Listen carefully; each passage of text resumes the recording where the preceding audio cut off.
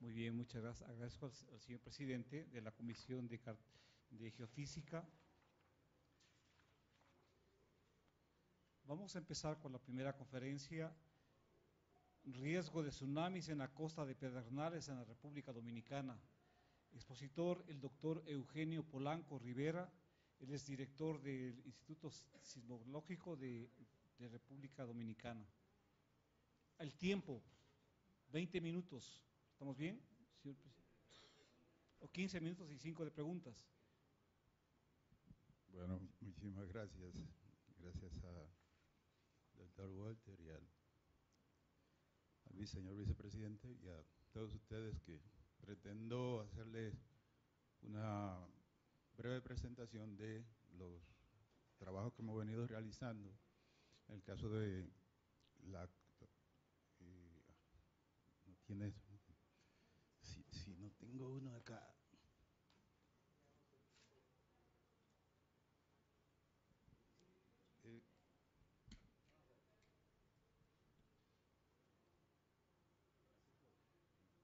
Avanzar con esto y regresar con esto. Quito esto. Este es el tuyo, gracias. El centro es el... ¿Hacia abajo? ¿Tengo que orientar? ¿Hacia abajo? Ok,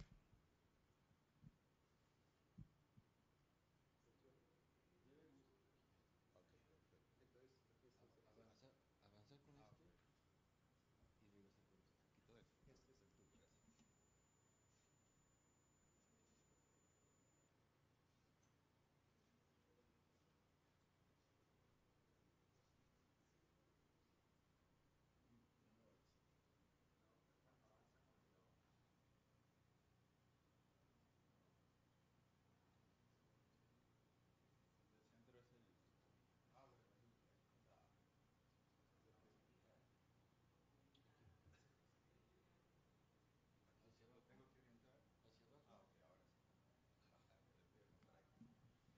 Bien, esto que estamos presentando es parte de un proyecto, precisamente riesgo de tsunami en las costas de la provincia de Pedernales, en República Dominicana, y el estado del sudeste en Haití. Estas son dos partes de una parte de República Dominicana y una de Haití que colindan, vamos a decir. Y vamos a rápidamente una pequeña introducción de cómo hemos ido desarrollando el proyecto, las actividades y bueno, un poco sobre los resultados obtenidos. Por lo menos este proyecto es financiado por el IPGH precisamente, pero solamente vamos a presentar la parte que tiene que ver con República Dominicana por asunto de tiempo. El objetivo del proyecto es evaluar el riesgo en las costas de Pedernales y el departamento del sudeste de Haití. Como saben, la República Dominicana y Haití comparten la isla La Española o isla de Santo Domingo, y el área donde nos estamos centrando es esta, el área de Pedernales, que es la provincia de Pedernales. Vemos lo menos la costa, y lo mismo pasa con el estado del sudeste de Haití. La provincia de Pedernales tiene una población de unos 31.587 habitantes para el censo del 2010, es decir, ya esa población puede haber aumentado. Y en ese momento la población urbana era de un 64.4%, en un área de unos 2.075 kilómetros cuadrados. La ciudad principal es Pedernales y tiene 13.489 habitantes.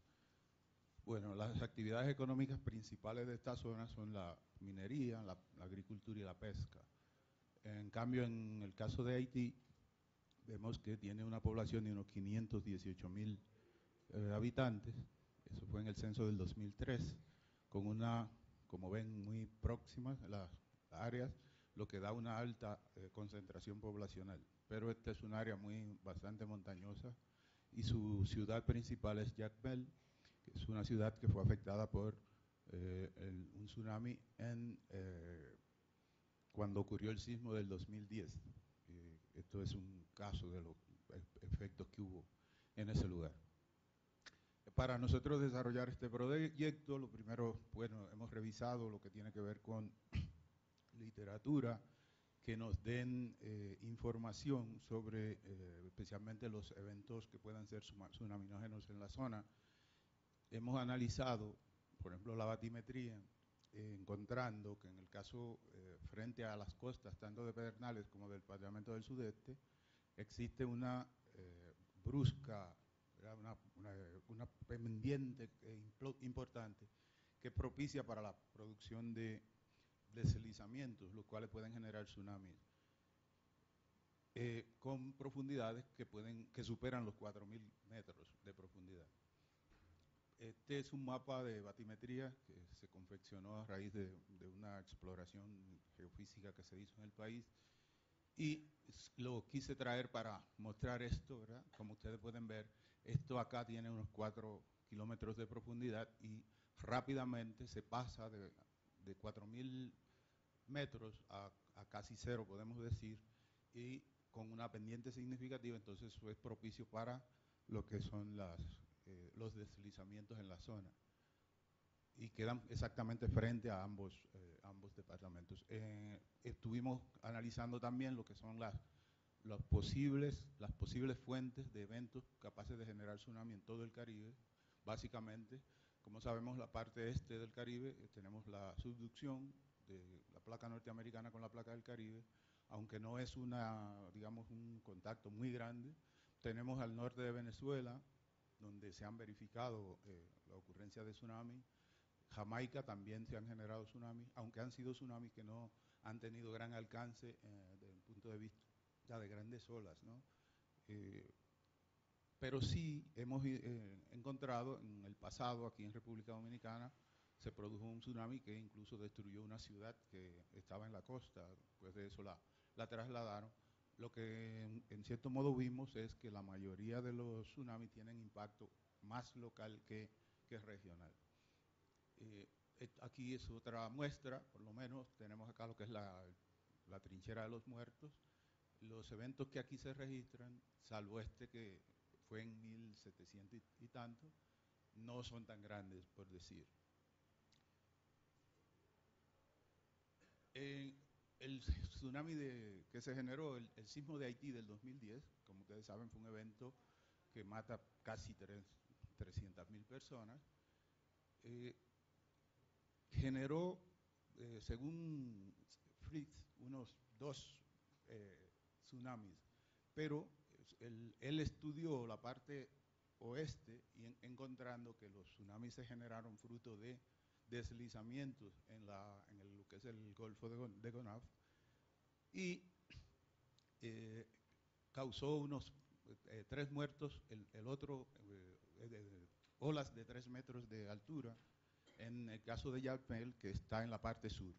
Pero él hizo modelaciones para el evento que se dio en el oeste, más no para el evento que se dio al sur. Entonces, también en lo que han sido los trabajos de campo, hemos recorrido prácticamente todas las costas de la provincia y hemos hecho varias campañas de colección de información.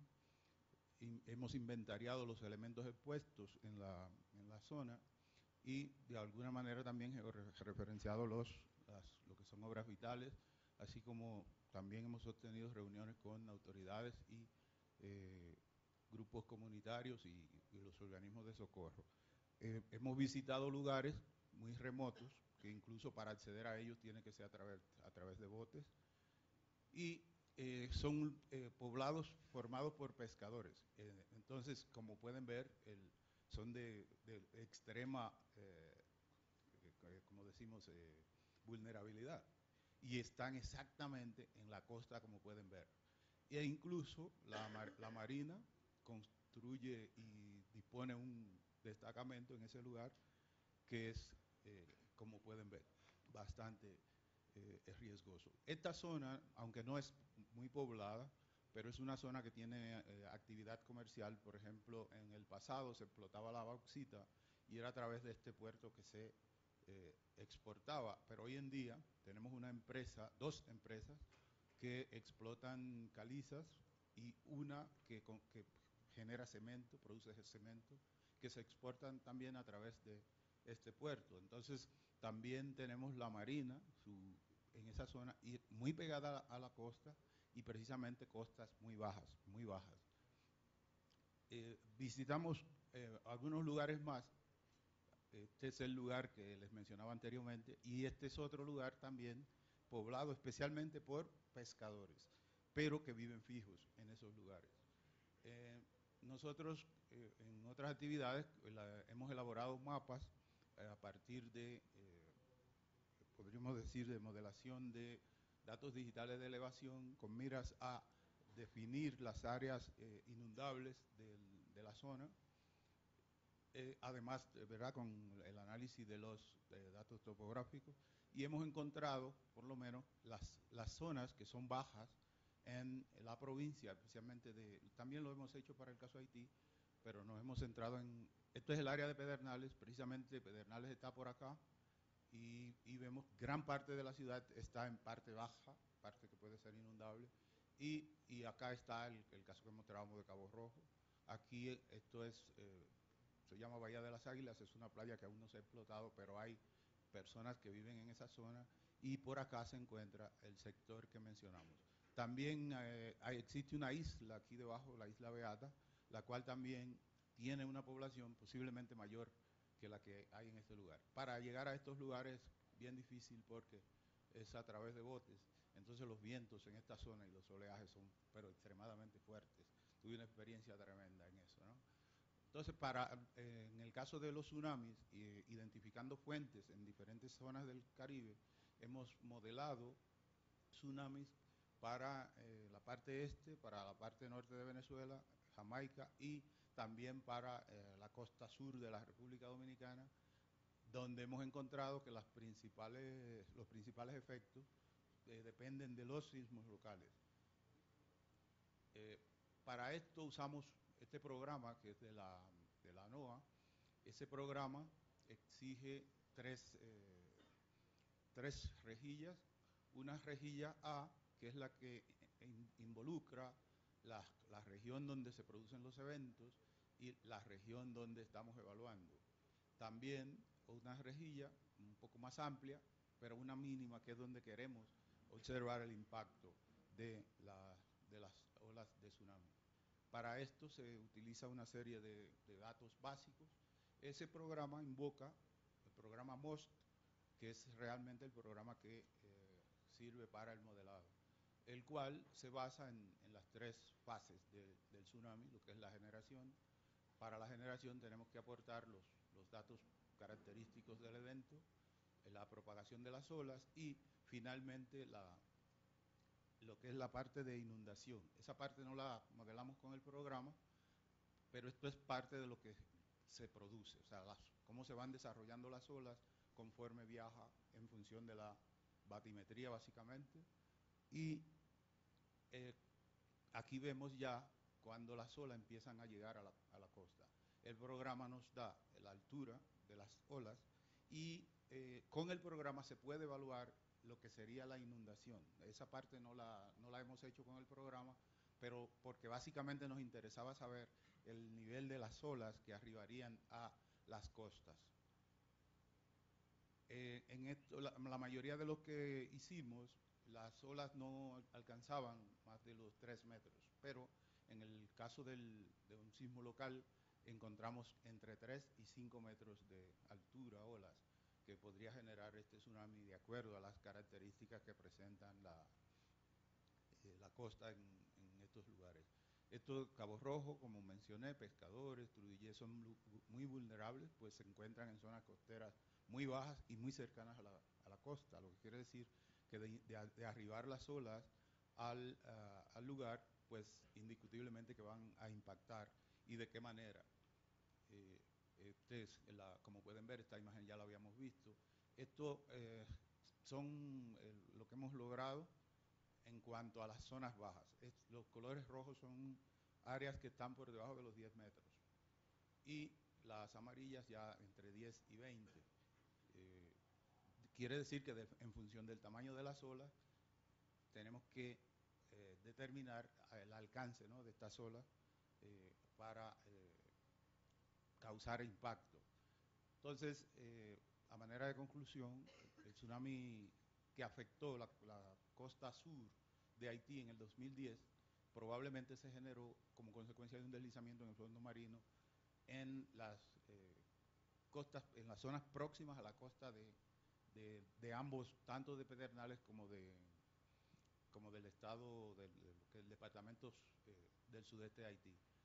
Como saben, el sismo de Haití fue un sismo que tuvo en una falla transcurrente, y esto, ¿verdad?, llamó la atención porque como un sismo que se da en una falla como esta haya generado, en este caso, 2 tsunamis. Bueno, lo primero que hace Fricks, él analiza el tsunami generado en la parte oeste y encuentra que se debió a un deslizamiento. Entonces, muy posiblemente el que se produce en el sur también se produjo como consecuencia de deslizamiento, no directamente por el terremoto. Bueno, la principal amenaza que nosotros hemos encontrado para las costas de Pedernales la constituyen los eventos locales. Dominicana ha sido un país que ha sido afectado varias veces por tsunamis. El último fue en 1946, destruyó una comunidad. Impactó Puerto Rico también, pero fue un tsunami, como vemos, de mucho impacto local. Y hemos visto que en el Caribe los tsunamis que se han generado no son de tan gran magnitud. Bueno, entonces la meta nuestra es establecer los mapas de riesgo para estas distintas comunidades y a partir de ello establecer los planes que permitan, más bien es un proyecto que apunta a lo social, porque lo que buscamos es la seguridad de las personas que viven en estas zonas que indiscutiblemente son de riesgo. La suerte es que no son, digamos, áreas muy pobladas, como, bueno, en el caso particular de Haití, vieron que hay una alta densidad poblacional, pero son áreas muy montañosas, es decir, las áreas posibles de impacto de los tsunamis son pequeñas, aunque, ¿verdad?, vimos que en el caso del sismo de Haití hubo efectos en la parte costera, pero áreas no muy grandes. Bueno, esto es todo lo que quería presentarles. Muchas gracias.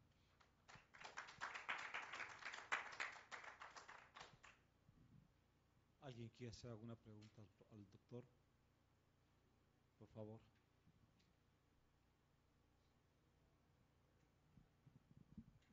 Buenas. Tengo una pregunta en cuanto al sistema de aviso de tsunamis. ¿Tienen un sistema ustedes en los cuales pueden avisar a las comunidades de que un tsunami, que hay posibilidad de un tsunami, como existe en la costa del Pacífico en América? Bueno, dirijo el departamento de tsunami y el cual funge como segundo punto focal, pero se recibe, si hay un evento grande regional, la información de Alaska se recibe y a partir de lo cual se emite alertas. Sucedió con el caso del sismo de Haití, pero siempre hemos hecho la observación sobre lo local. Los tsunamis locales no podemos esperar ese tipo de alerta. Entonces estamos trabajando con lo que es el COE a fin de que una vez que ocurre un evento, nosotros hemos estado afinando la respuesta nuestra a fin de que en un minuto ya nosotros hayamos dado la información. Y digo esto porque la mayoría de estos eventos, si ocurren localmente, entre 10 y 15 minutos es el tiempo que se tiene para el arribo de las olas. Entonces, una orientación que damos a la población es de que no espere alerta si hay un sismo local, sino si sintió un sismo lo suficientemente fuerte, retírese de la costa y no espere, porque probablemente le va a llegar la alerta ya con el tsunami encima. Aparte de que siempre señalamos lo que es el impacto del sismo, ¿verdad? Primeramente va a tener el impacto del sismo. Pero ya en lo regional sí se cuenta con el sistema, no un sistema de alerta, digamos, local, que es a lo que aspiramos.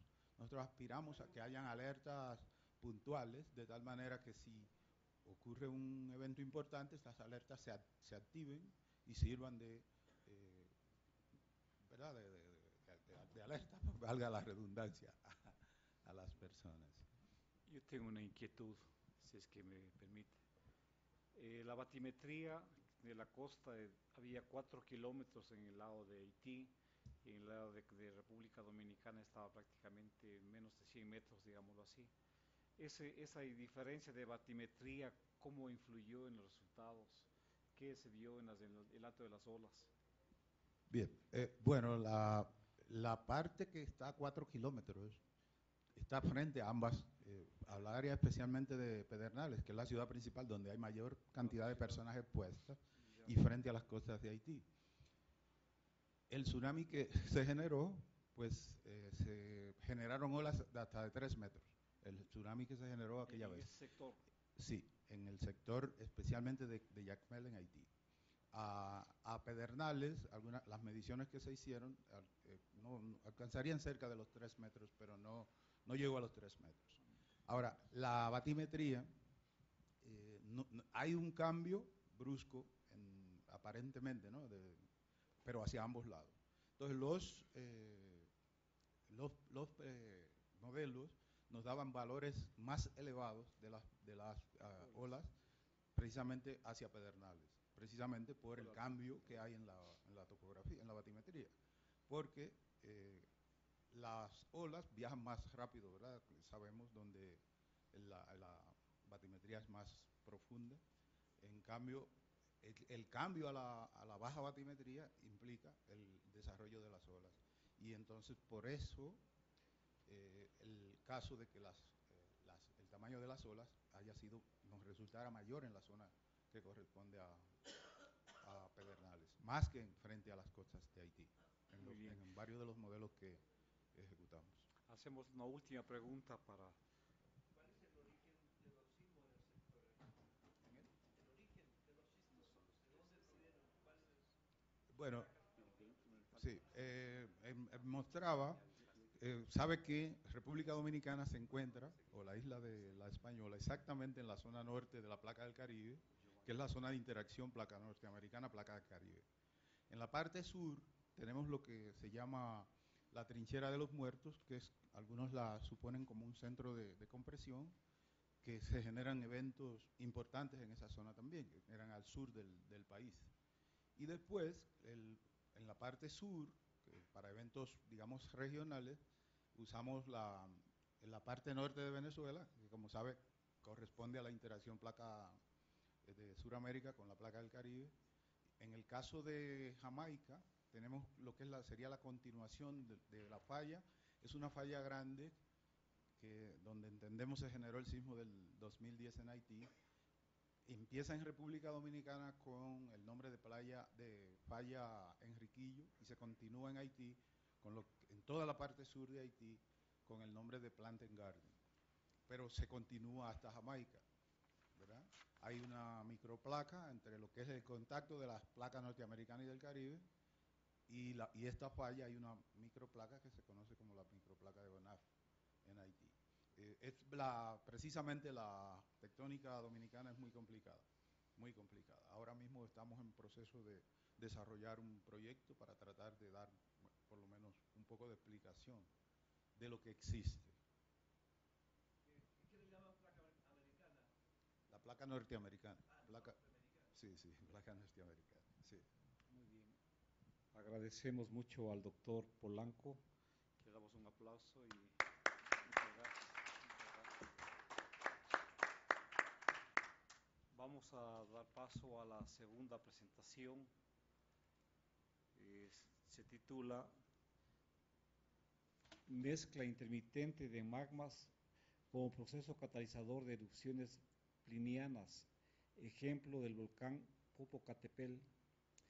El expositor es el doctor, o futuro doctor Giovanni Sosa, historia de geofísica. Gracias. Ya le ponemos.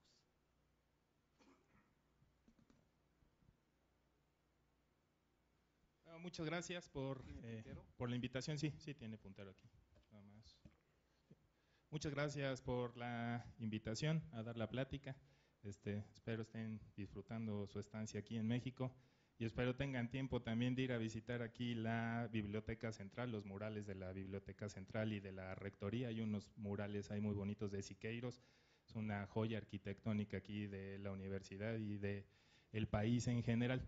Entonces, hoy les voy a platicar algo sobre uno de los volcanes más emblemáticos de México, que es el volcán Popocatépetl. No es el más activo es el volcán de Colima, en la costa pacífica, pero este es uno de los más emblemáticos en cuestiones de nuestra cultura mesoamericana y también de riesgo volcánico. Más de 1 millón de personas vive en el área proximal del volcán Popocatépetl, está activo desde 1994, entonces en realidad tenemos una gran relación tanto cultural, social y de interés de riesgo volcánico con este volcán. Popocatépetl significa en la lengua madre de los mexicanos el cerro que humea o la montaña que humea en lengua náhuatl. Entonces, el volcán ha estado activo en varias etapas de su historia geológica. Los códices de nuestros antepasados mesoamericanos siempre denotan el volcán Popocatépetl con una fumarola, o sea, estaba activo cuando aztecas, mixtecas y todos ellos vivían aquí en el Valle Central, pero desde el 94 sufre una reactivación después de 70 años de inactividad. Esta reactivación confluyen magmas tanto máficos como dacíticos. Esta es una muestra del flujo piroclástico del 2001, en donde pueden ver fragmentos de pómez, fragmentos de escoria y fragmentos que fueron arrancados del domo en la explosión. Entonces, el volcán ha estado en estado fumarólico, pero sin duda la mezcla de magmas es algo que nos compete y algo que nos tiene bastante preocupados. ¿Qué tanta mezcla se necesita para que uno de estos volcanes haga erupción? Tenemos eventos singulares, por ejemplo, aquí tenemos en los objetivos cuántos y a qué profundidad están los reservorios del Popocatépetl. Primero queremos saber en dónde está ocurriendo estos eventos de mezcla de magma y qué tan frecuente es la mezcla de magmas en estos reservorios, qué tantos eventos estamos teniendo, qué tantos eventos se necesita para catalizar una erupción explosiva, o si hay eventos singulares que disparen también erupciones explosivas. ¿Cómo hicimos esta investigación? Primero investigamos los procesos evolutivos registrados en plagioclasa. La plagioclasa es un mineral, es un feldespato, un aluminosilicato de calcio y sodio. Estos cristales son muy sensibles a cambios de presión, temperatura, por lo tanto también cambios en la composición del magma y cambios en el contenido de volátiles. Hicimos transectos desde el núcleo al borde mediante microsonda electrónica de más de 140 cristales de diferentes erupciones explosivas del Popo. Y también registramos experimentos hidrotermales para conocer la profundidad de los reservorios de los que estamos hablando. Este es un laboratorio que tenemos aquí en la Universidad Nacional, es el primer laboratorio de petrología experimental que ha habido en Latinoamérica. El gran promotor es el doctor José Luis Macías, que tenemos aquí en la audiencia. Él es el que promueve la construcción y el inicio de las investigaciones de petrología experimental en México. Este es un laboratorio para magmas de baja presión y baja temperatura, en pocas palabras una riolita o una dacita. Esta es una bomba de presión que utilizamos en estos hornos. El primer experimento hidrotermal en la historia data como de 1870 más o menos. Un escocés, James Hall, hace un experimento con magmas y caliza, nada más que la bomba de presión era uno de esos cañones medievales y el horno era una hoguera prácticamente, ¿no? Entonces hemos evolucionado a esto después de los estudios de Bowen a principios de los 1900. Y esta es la última joya que tenemos en Morelia, Michoacán. Yo pertenezco al Instituto de Geofísica, pero que está en Morelia, y esto es un piston cylinder en donde el diseño experimental es diferente, el principio es el mismo, pero con este diseño podemos alcanzar hasta 1 gigapascal de presión y temperaturas de 1200 grados centígrados. Esto ya nos permite modelar cuestiones de la corteza inferior y cualquier basalto, por ejemplo, que pueda haber en la naturaleza. ¿Qué fue lo que estudiamos? 5 erupciones plinianas del volcán Popocatépetl. Determinamos temperaturas eruptivas para cada una de estas, la fugacidad del oxígeno, su estratigrafía la tenemos bien amarrada mediante dataciones de carbono 14 y determinamos también la mineralogía característica de cada una de ellas. Fíjense que para los dos magmas más antiguos Tenemos presencia de anfíbol. Anfíbol es un mineral hidratado y el simple hecho de que exista este mineral significa que el contenido de agua era mayor en el magma y hay una relación directa de presión y contenido de agua, por lo tanto la profundidad era mayor. La erupción de 23.000 años caracterizada por un cono, una avalancha de escombros en el volcán. La erupción de 14.000 produjo una pequeña caldera en la cima del volcán, estilo Pinatubo, y las dos últimas erupciones son erupciones históricas en donde el Popocatépetl está ahuyentando poblaciones mesoamericanas fuera del Valle de Puebla. Probablemente estas personas fueron y repoblaron lo que conocemos como Teotihuacán, aquí cerca en el centro de México. Primero vayamos con la profundidad del reservorio. Esto es un diagrama de fases. Ustedes pueden ver muchos símbolos, muchas líneas. Ahorita les explico en qué consisten ellas. Nada más las líneas, tomen en cuenta que es el liquidus de cada una de las fases minerales. Significa que es en donde el mineral es estable y no. Y toda la simbología que ven aquí son experimentos hidrotermales que hicimos sobresaturados en agua y con una fugacidad del oxígeno muy similar a un buffer que llamamos níquel-níquel oxide. Esto es como se diseña el diagrama de fases. Primero vamos a campo y utilizamos un fragmento de pómez. Preferimos la pómez ante las lavas, ya que las pómez resguardan mucho mejor las condiciones preeruptivas del magma durante la erupción. Entonces utilizamos 300 miligramos de pómez y son estos símbolos que les enseño aquí. Entonces este es un experimento que corrí a 1050 grados centígrados y aproximadamente 750 megapascales o bares de presión. Con la temperatura estoy asegurando de que esto es el liquidus total, no va a haber ningún cristal ahí, la temperatura es muy alta. Después corremos algo que le llamamos reversos. Entonces yo agarro un pequeño fragmento de este experimento, otro de este experimento y los hago coincidir a las mismas condiciones de presión y temperatura. Eso es para asegurar que el equilibrio termodinámico se puede alcanzar y que no hay ninguna barrera cinética que nos esté dando un falso positivo, digámoslo así, en el análisis de los experimentos.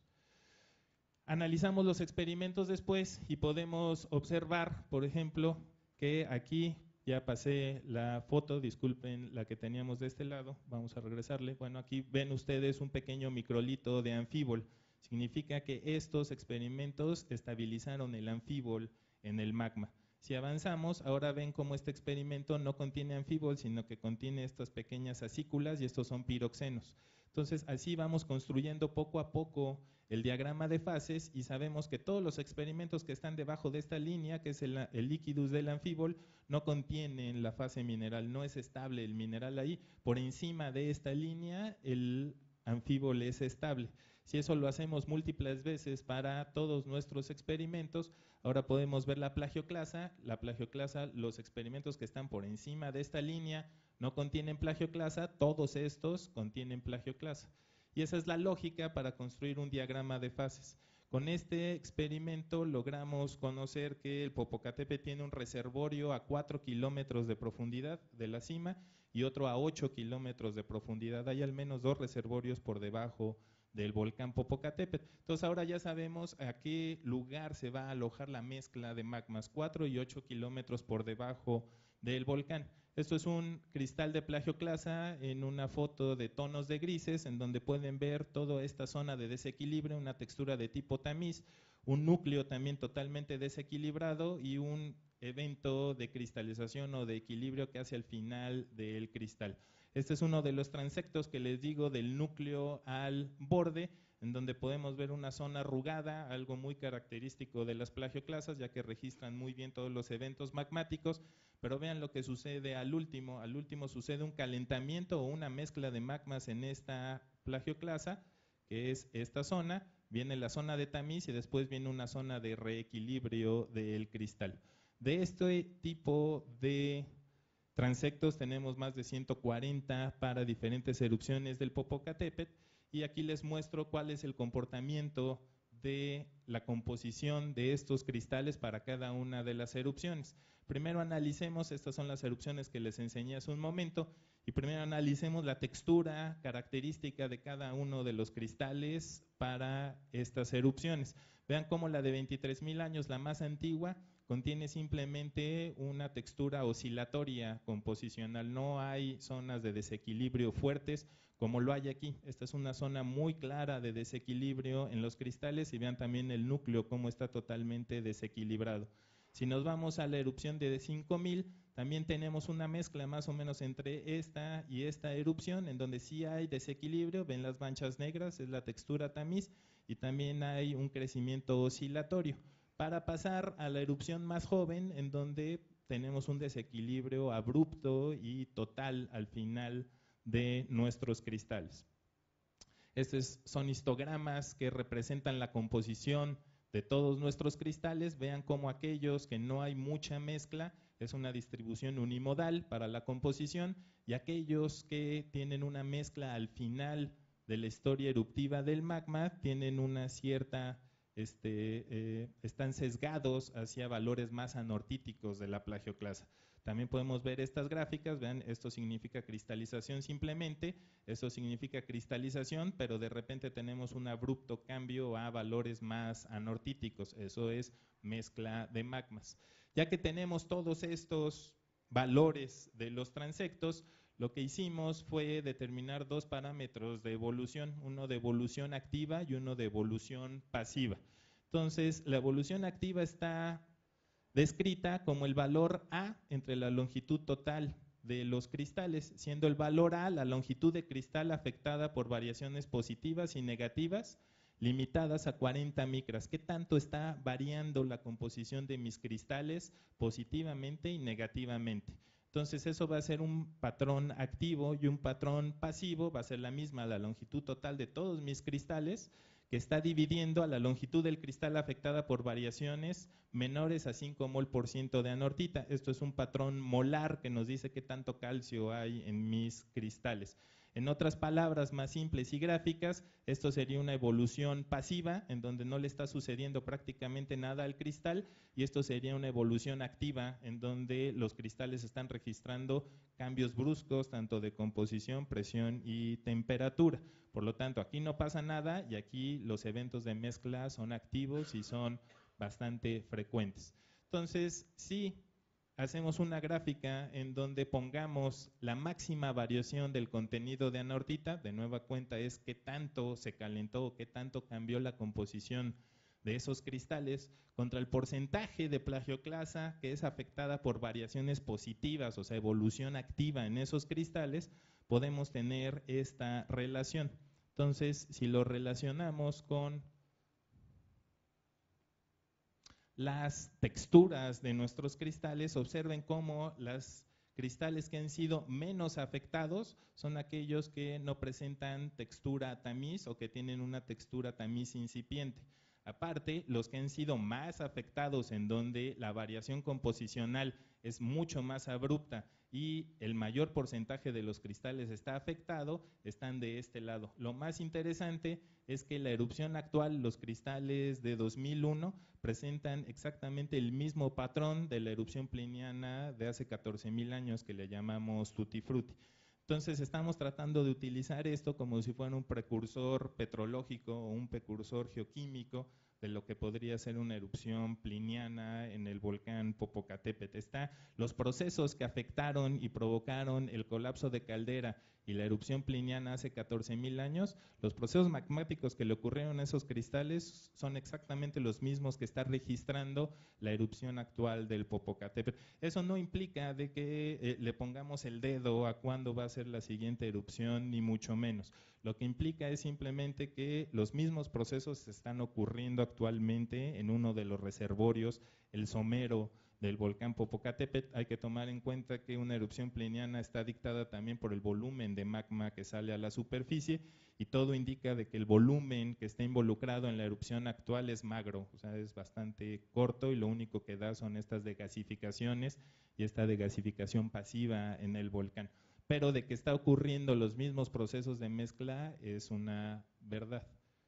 cada cuándo están ocurriendo estos procesos. Hicimos un análisis también de la frecuencia, de cada cuándo están ocurriendo estos eventos de mezcla, y por ejemplo para la erupción, en donde tenemos solo cambios composicionales o sonación oscilatoria, sabemos que el 55% de los cristales registró menos de 5 eventos de mezcla cada década. Esto lo sabemos con los transectos composicionales y conociendo cuánto se tardaría una plagioclasa en crecer en un magma dacítico a cierta profundidad y temperatura.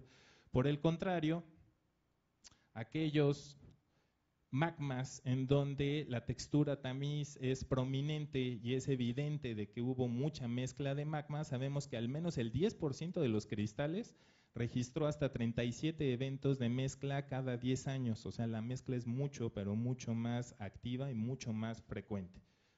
Con esto concluyo unas conclusiones gráficas de lo que ha sucedido en el Popo. Hace 23,000 años tenemos un colapso de cono que cataliza o despresuriza un magma que estaba a más de 200 megapascales de profundidad, más de 8 kilómetros de profundidad, como a 955 grados centígrados, donde estas flechas representan la frecuencia de la mezcla. Hubo mezcla, pero la mezcla no fue muy efectiva ni muy prominente. Hace 14,000 años ocurre un pequeño colapso de caldera en la cima del volcán Popocatépetl, el cual despresuriza dos de los reservorios, tanto el profundo como el somero, y aquí la mezcla de magmas fue demasiado frecuente y fue bastante efectiva. Si nos vamos a 5,000 años, lo que estamos ya eruptando es el reservorio somero, el reservorio profundo ya no está activo y este reservorio está aproximadamente a 4 kilómetros por debajo de la cima del volcán y tenemos diferente tipo de mezcla. Aquí tenemos muy poca mezcla, este magma se parece al de 23,000 años. Hace 2,500 años tenemos un evento de mezcla sumamente grande, una frecuencia muy grande, donde más de 35 eventos de mezcla cada 10 años puede ser que esté acumulando magma y volátiles para generar erupciones plinianas.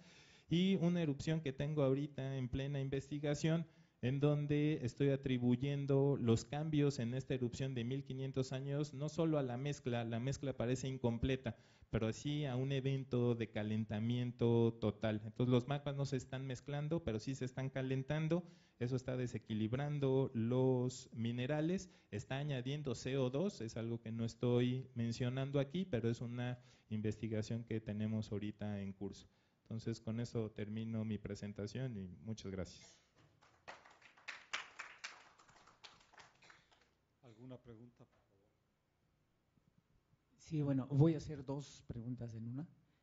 La primera es, ¿cómo alcanzas la temperatura en tus experimentos de 1200 grados centígrados?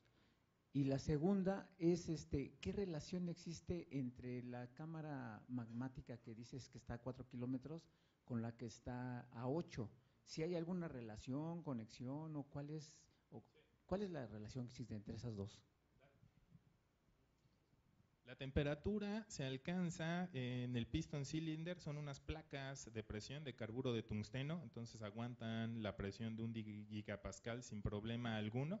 La temperatura se alcanza en un horno de grafito, así bastante pequeño, más o menos de este tamaño. El grafito no es resistivo, entonces le obligas a pasar un voltaje a través del grafito, el grafito se va a resistir, entonces se calienta. Entonces tienes una relación fácil de qué amperaje le pones para saber qué temperatura vas a alcanzar. Entonces tenemos un controlador de temperatura donde podemos controlar la temperatura de 1200 grados sin ningún problema.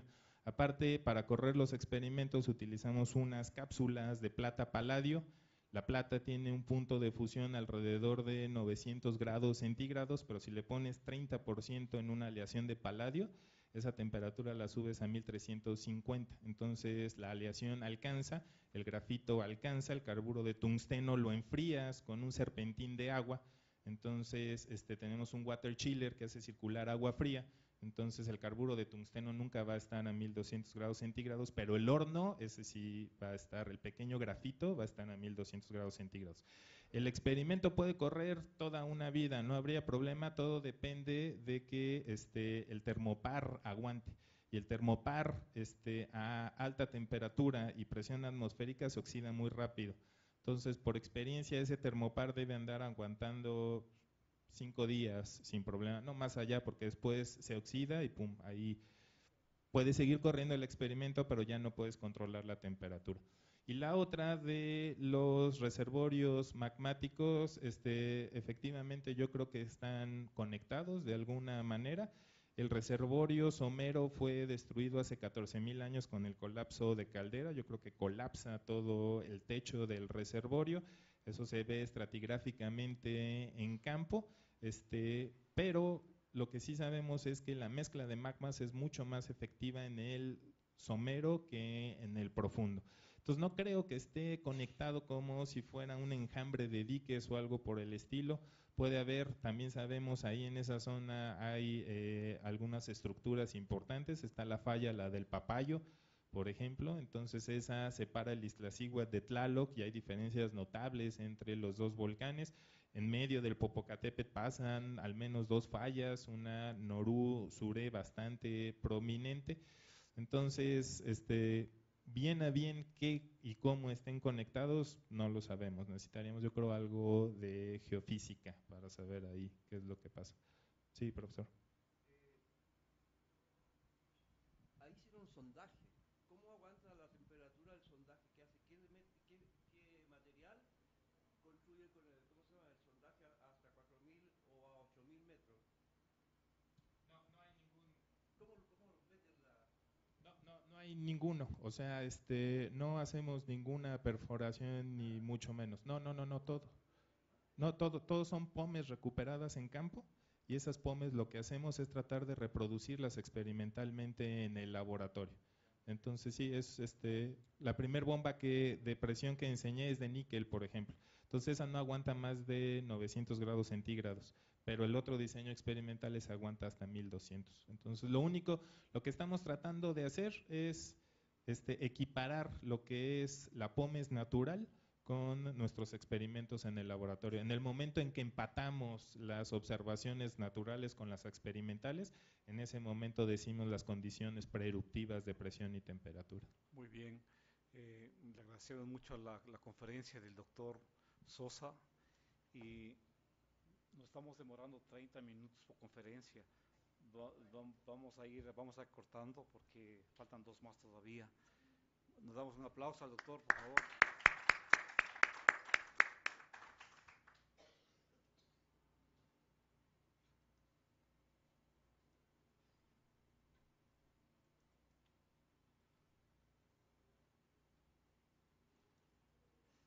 La próxima conferencia se titula Los procesos de remoción en masa en Motocintla, Chiapas, México.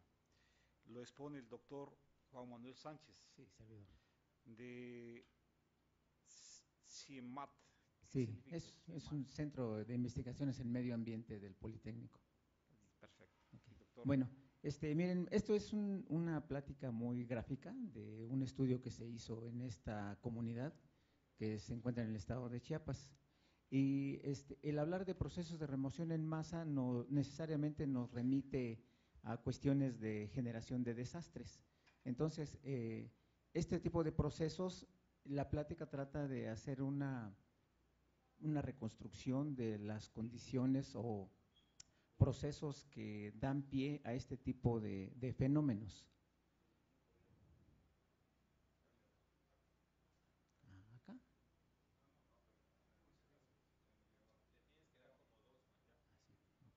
Okay. Bueno, es la localización del lugar de estudio. Se encuentra al sur de nuestra República Mexicana y en el estado de Chiapas. Aquí podemos ver que se encuentran 2 vías de acceso, una por el norte, otra por lo que es el Pacífico, al norte de la ciudad principal que es Tapachula, y por acá está la capital del estado. Este es un modelo sombreado de lo que es el área de estudio. Podemos dividir esta zona en diferentes problemáticas que presenta, unas de origen natural y otras de origen antropogénico. Como podemos ver, las naturales, bueno, lo que ustedes ven ahí es una panorámica del lugar que se estudió, es una cuenca, presenta condiciones topográficas, de pendientes muy particulares, y que también la configuración hidrológica también presenta características que le dan un tono muy especial a esta zona de estudio. Lo vamos a ver un poquito más a detalle. Y de las cuestiones de las actividades antrópicas que también pueden ser precursores de estos procesos de remoción en masa, son estas actividades: deforestación, cambio de uso de suelo, construcción de caminos vecinales que son para comunicar las diferentes áreas que se encuentran pobladas, y los asentamientos humanos que se pudieran considerar como irregulares. Esta es una vista más general de lo que sería el área de estudio. Ahí está enmarcado lo que sería la cuenca, y voy a enfatizar los factores condicionantes que pueden dar motivo a este tipo de procesos, y generalmente es cuando se presentan estos procesos vienen asociados a fenómenos de desastre.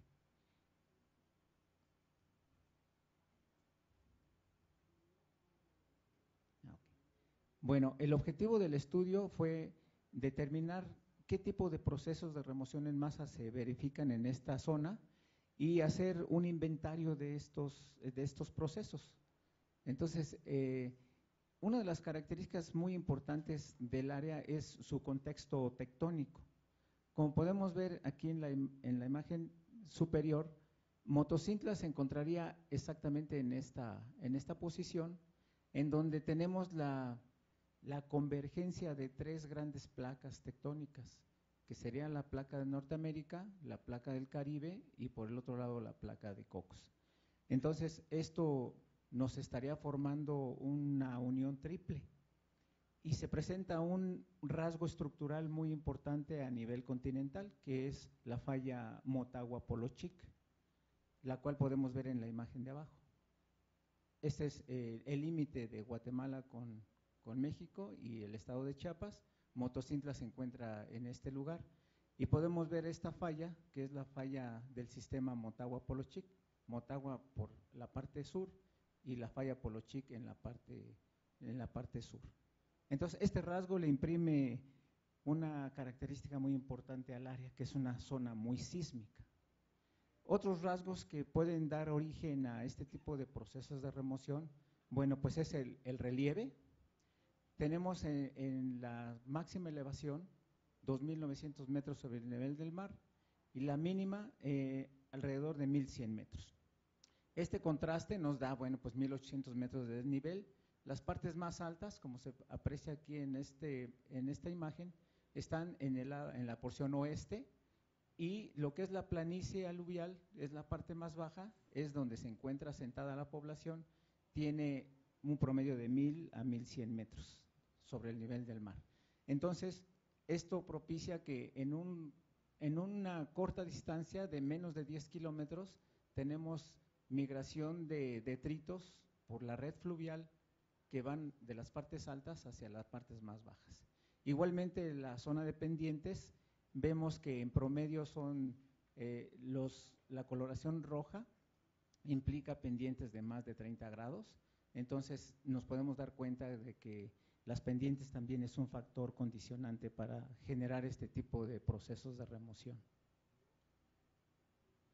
Bueno, otro factor condicionante para la generación de procesos es la litología. En este mapa podemos ver el mapa geológico en donde se presentan las diferentes unidades litológicas.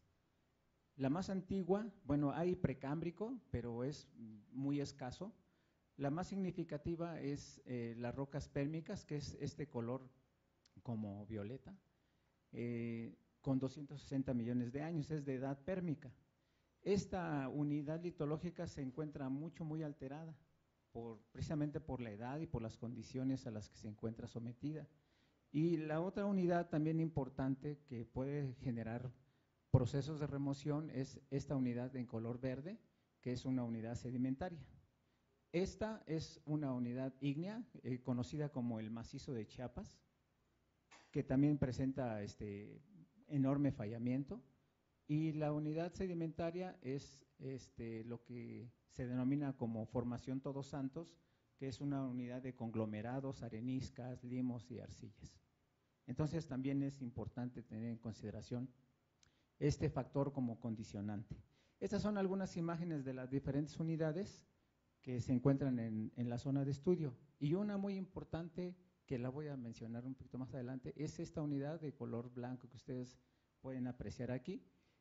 Este es un flujo piroclástico que se emplazó en esta zona desde una caldera que se encuentra en Guatemala, que es la caldera de Atitlán. Aunque en la zona de estudio no se encuentran aparatos volcánicos en las cercanías, tenemos depósitos de rocas volcánicas. Y pensamos que las estructuras volcánicas que han afectado a la zona son el volcán Tacaná, tenemos aquí presencia de pómez, tenemos depósitos de caída del volcán Santa María, que está a 103 kilómetros de la ciudad de Motocintla, y la unidad que les mencioné hace un momento de color blanco, que es un flujo piroclástico que proviene de la caldera de Atitlán, que está situado a 135 kilómetros. Eso nada más nos indica la magnitud del evento que se sucedió aquí en la caldera. Para moverse 135 kilómetros por una topografía bastante abrupta, bueno, debió haber sido un evento bastante considerable. Este evento tiene 85,000 años aproximadamente. Bueno, la configuración hidrográfica también es un factor que motiva procesos de remoción en masa. Podemos ver aquí la configuración que tiene la cuenca de Motocintla. Tenemos 3 corrientes muy importantes, esta que se llama Xelajú Grande, el arroyo Mina y el arroyo Allende, que son ríos que convergen en la parte más baja de la cuenca, que se encuentra aquí. Esta es la planicie aluvial. Y aquí en rojo pueden notar que es la población que se encuentra sentada en ese lugar. Haciendo una recopilación y levantamiento de todo lo que son los circos erosivos, como estos que podemos ver aquí, se construyó este mapa y sacamos una frecuencia de presencia de estas cabeceras, encontrando que por lo menos existen 18 de estas características topográficas por cada kilómetro cuadrado. Entonces también es una característica importante para la generación de estos procesos. Ahora, para clasificarlos, necesitamos un marco de referencia o un marco teórico. Estamos tomando como referencia la clasificación que hace la Comunidad Europea en la propuesta del 93. Sin embargo, guarda los criterios también de Barnes y de Sharp propuestos en estos años. Entonces, tratando de unificar la tipología de estos procesos, necesitamos tomar alguna referencia en común, y la más utilizada hasta el momento aquí en México es la de la Comunidad Europea. Sin embargo, se siguen utilizando terminologías diferentes y está actualmente en la mesa de debate todavía. Entonces, bueno, perdón, aquí la clasificación nos dice que esos movimientos gravitacionales los podemos clasificar como en caídas, como deslizamientos que pueden ser rotacionales, traslacionales, flujos y expansiones laterales. Entonces, esa es la clasificación que nosotros tomamos en consideración. Ahora, todos esos factores que mencionamos hace un momento, los podemos clasificar como factores condicionantes. Ahora, necesitamos otro factor que nos detone para la generación de estos fenómenos de remoción en masa. Y aquí en este lugar de Motocintla tenemos básicamente dos. Uno, que pueden ser la sismicidad, y podemos ver aquí en estas imágenes que, bueno, lo que es el estado de Chiapas, simplemente lo reportado por el Servicio Sismológico nos dice que se registraron 2.500 sismos en el año 2014, y de esa cantidad, 28 se reportaron en la zona de la cuenca de Motocintla. Esta es la ubicación geográfica de los diferentes sismos, y aquí está marcada la cuenca de Motocintla. Entonces, aunque no están exactamente sobre la cuenca, pero vemos que en las zonas vecinales se encuentran localizados estos sismos. Otro factor detonante importante es los fenómenos hidrometeorológicos. Y en Motocintla se han registrado históricamente dos eventos catastróficos de grandes dimensiones. Uno en 1998, que fue detonado por estos dos huracanes, uno que se presentó en el Océano Pacífico y otro en el Océano Atlántico. Este es el huracán Isis en el Pacífico, y el otro casi simultáneamente se presentó el huracán Earl en el Océano Atlántico.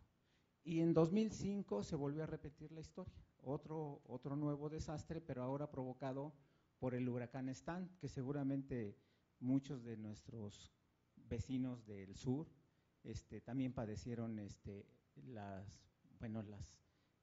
todas las desgracias que provocó este huracán.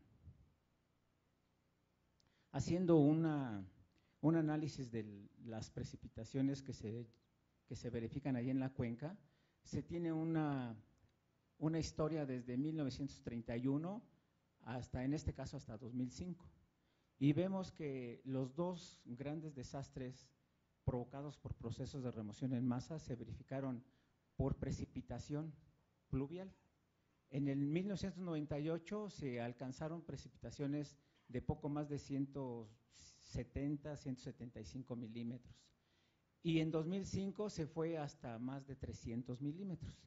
Esto es una gran cantidad de precipitación. Entonces, eso, combinado con todos los factores condicionantes que les acabo de mencionar, específicamente la topografía y la configuración fluvial, pues motivan este tipo de procesos y los desastres que conllevan. Este es el mapa resultante del inventario y la cartografía que se hizo de los procesos en remoción en masa. Bueno, aquí sería muy largo detallar todo lo que presenta el mapa, pero lo que quiero que ustedes observen, estas grandes estructuras que se presentan con esta simbología, son zonas de avalanchas. Aunque son escasas, son de muy grandes dimensiones.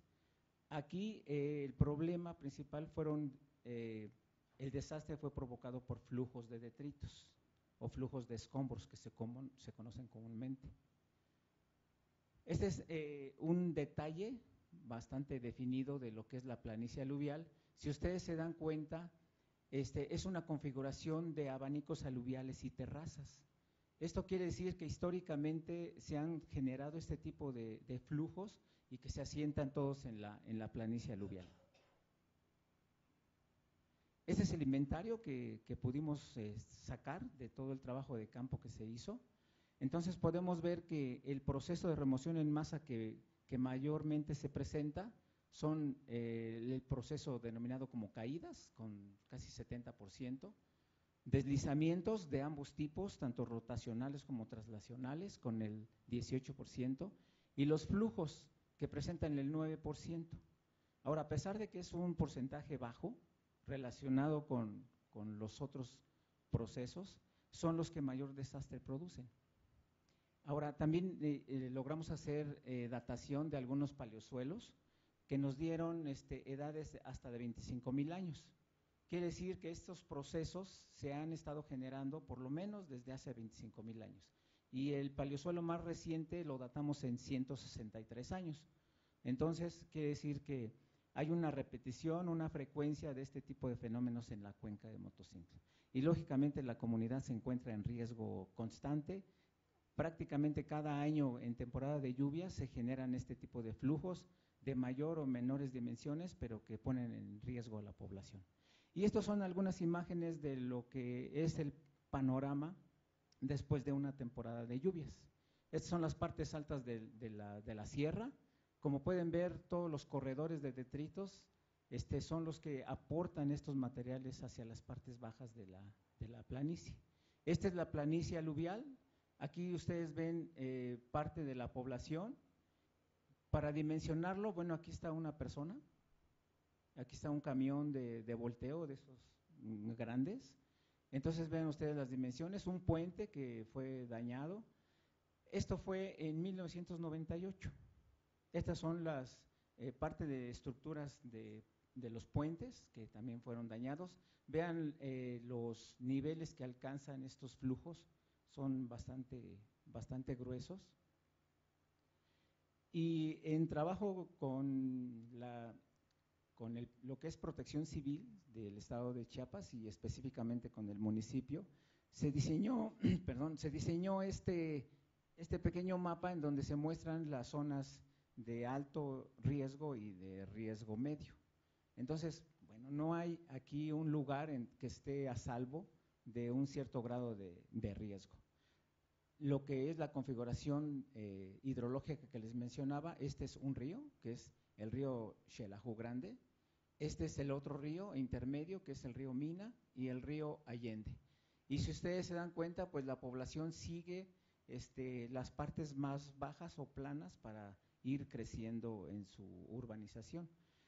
Y se ha tenido planes de querer reubicar a la población, pero son 23,000 habitantes que se niegan a desalojar este lugar y creo que no va a ser posible una reubicación de toda la población. Bueno, como conclusiones prácticamente son las que yo le venía diciendo a lo largo de la plática: la configuración topográfica, las pendientes y la configuración hidrológica que presenta el área, pues la hace una zona muy susceptible a sufrir este tipo de procesos y lógicamente las consecuencias de los desastres. Y bueno, creo que con esto termino. Gran parte de la atención que se tiene como respuesta a este tipo de desastres es la toma del ejército mexicano, al igual que en muchos otros países. Un dato curioso es que después de cada evento, el ejército participa con un plan que se llama Plan de DN3, que es de defensa a la población, y después de 9 meses, 10 meses que el ejército interviene, hay un aumento de población. La población se muestra muy agradecida con el ejército, ¿no? Entonces, siempre tenemos un incremento de población importante después de cada desastre. Muchas gracias.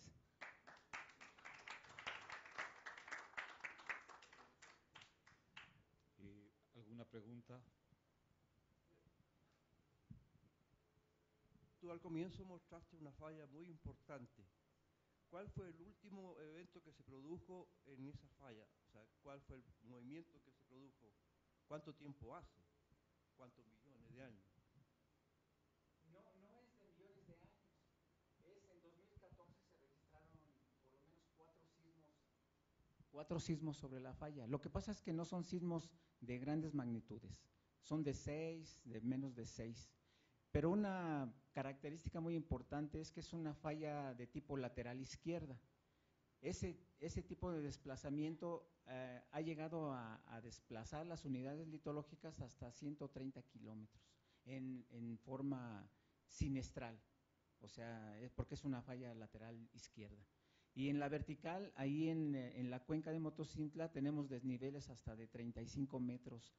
Por eso se forman terrazas escalonadas, por esa actividad tectónica que tenemos. De hecho, todos los abanicos y terrazas los clasificamos como de origen tectónico, por la falla que está activa hoy en día.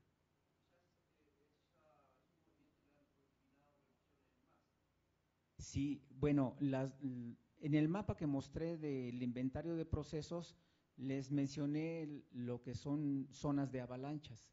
Esos son procesos de remoción en masa muy grandes, pero que no son tan evidentes y que esos sí son más de tipo histórico.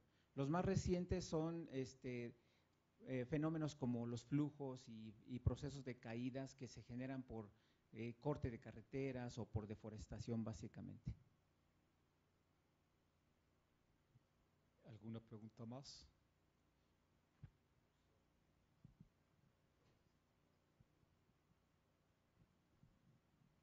Sí, ¿cuál es la calidad de información que viene del Servicio Meteorológico Nacional para pronosticar esos tipos de eventos hidrometeorológicos?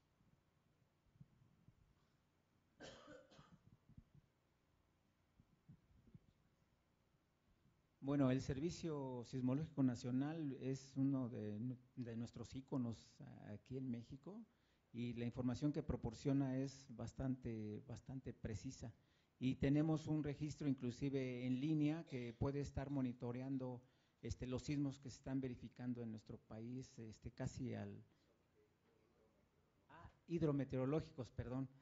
No, bueno, también nuestro servicio hidrometeorológico también es muy bueno y tenemos datos casi también por día.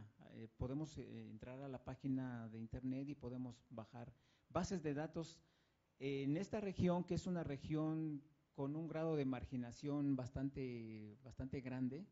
Tenemos registros desde 1922. Entonces eso nos permite hacer una reconstrucción histórica de precipitación pluvial, temperatura, bastante bueno. Entonces podemos hacer un…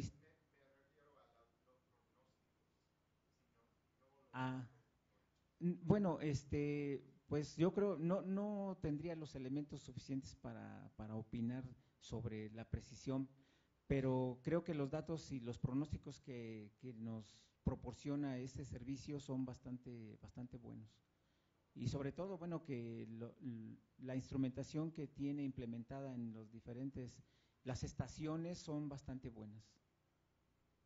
Y quiero nada más agregar esto que hicimos en esta región lo queremos reflejar en un estudio que tenemos por realizar en el IPGH, en la región de Sillapaca, en Perú.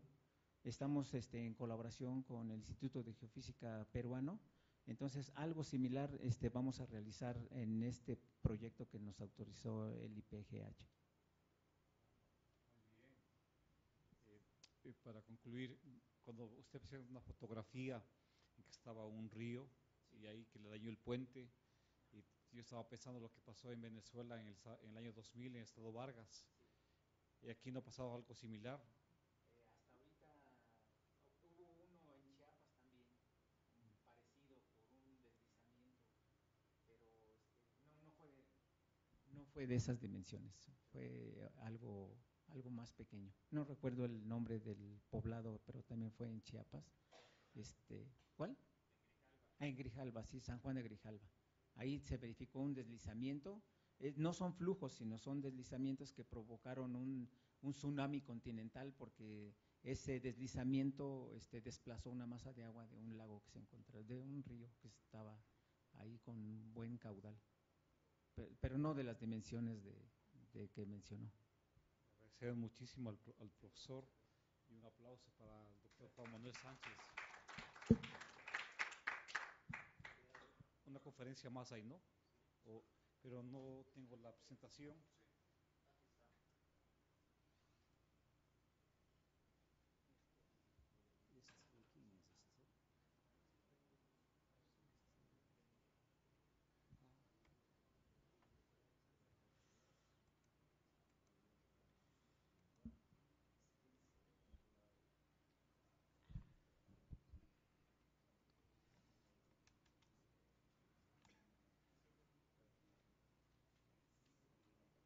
¿Cuál es? Tomografía. Sí, el de arriba creo que se… Tomografía sísmica. Sí, ese. Es que ese es… el del de arriba viene ya empaquetado. ¿Cuál? Da igual cuál de los dos. ¿Solo ese? Le puse a abrir ese, ¿ah? Haga usted. No sé, ¿ya le puse a abrir el de abajo? No, ese y el de acá. Copia los dos, este y el de acá. Ah, los va a copiar. Ya. Es que es la misma, nada más que una viene para que lo vean desde el PowerPoint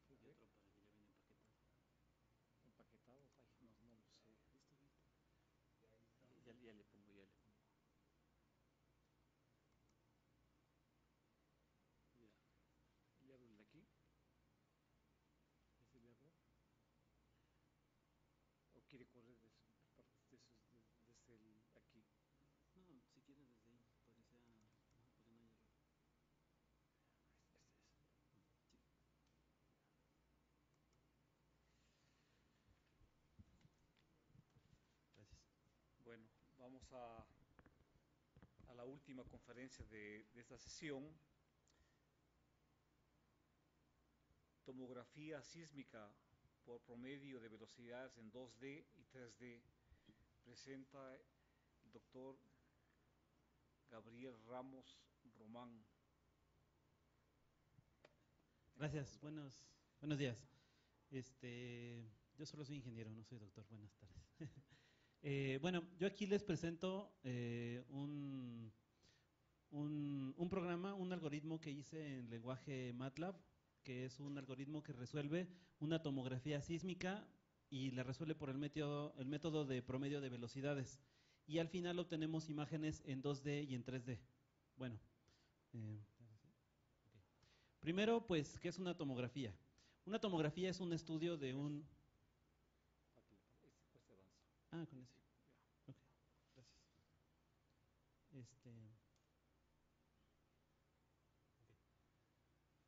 Una tomografía es un estudio de un volumen, pero por medio de sus secciones. Lo recortamos y ese volumen lo vamos a analizar haciendo perfiles o el volumen en su totalidad, si es lo que necesitamos. Bueno, hay tomografías sísmicas de varios tipos. Esta que presento aquí es una tomografía de las más sencillas para que los que no conozcan se vayan haciendo una idea de qué es una tomografía. Aquí nosotros golpeamos el suelo con un martillo bastante pesado en una placa de metal y desde ahí vamos a producir las ondas sísmicas. Las ondas sísmicas van a dispersarse por el suelo y nosotros vamos a poner aquí igual en la superficie diversos sensores o también llamados geófonos.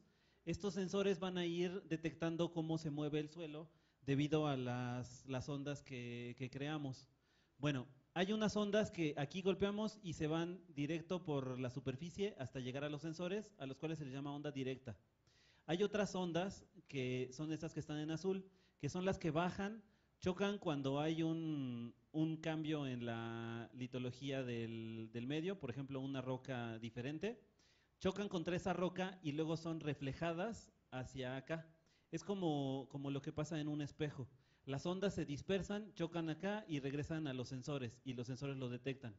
Aquí yo estoy hablando de que la parte en gris es un tipo de suelo y la parte en gris oscuro, aquí la de densidad 2, es otro tipo de medio. Usualmente el medio en la parte de abajo es más densa que la parte de arriba porque el medio de abajo está más comprimido porque tiene más peso encima de ella. Entonces aquí estamos tomando en cuenta este cambio. Hasta aquí llegan y rebotan estas que son reflejadas. Las que están en rojo no se reflejan, se refractan. Lo que sucede es que bajan y a la hora de haber este cambio de medio, viajan por esta interfaz en los dos medios y después suben hasta que son otra vez detectadas por los sensores. Y hay un cuarto tipo de ondas, que son estas ondas superficiales, que estas solo se generan en la inmediación del medio con la superficie libre o la superficie que tiene aire. Esas ondas superficiales se forman solo en esta parte y también son detectadas por los sensores. Entonces, como se darán cuenta, los sensores detectan muchísimos tipos de ondas y cada golpe, esto es solamente por un golpe, cada golpe crea muchas distintas ondas. Disculpe. Cada golpe crea muchas ondas que se dispersan y podemos sacarle mucha información, lo cual para poder obtener resultados de este método son procesamientos complejos. Entonces, lo que hace mi algoritmo es procesar estos datos y obtener un resultado.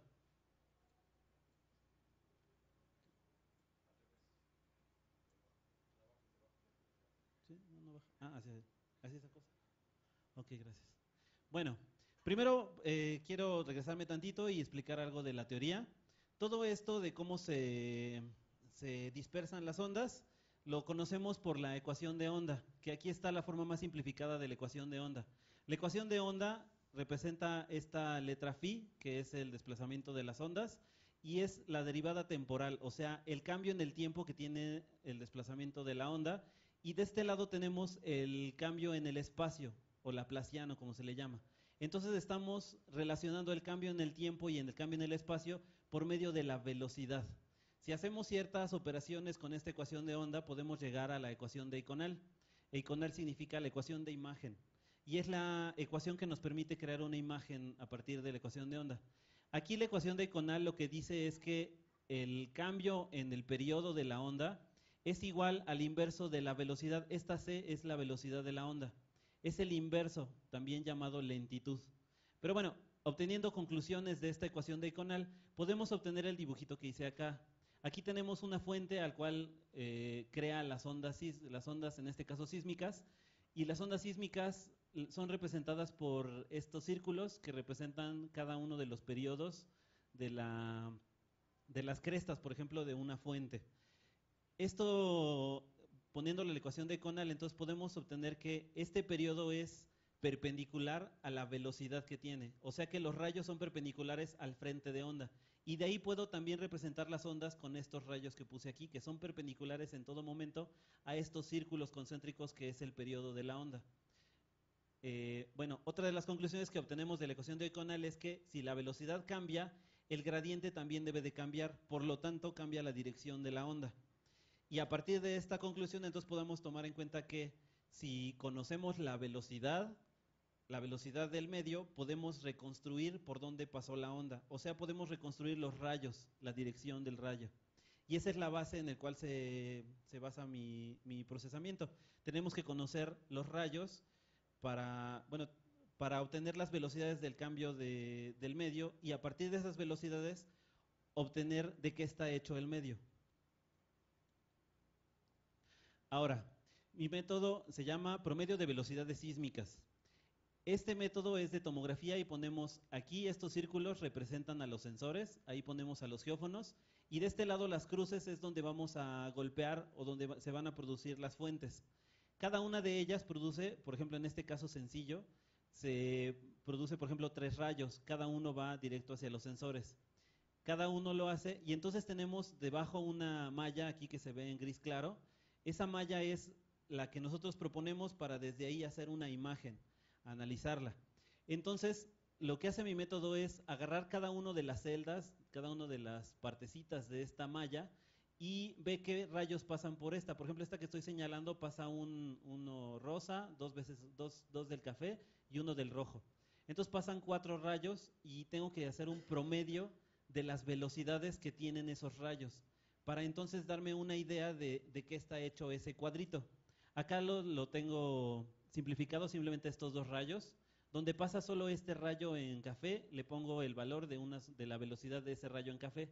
Pero donde pasa este rayo en rojizo café, tiene velocidad 2 y ahí también le pongo, pero donde cruzan, que es en este y en este de aquí, hago un promedio de velocidades.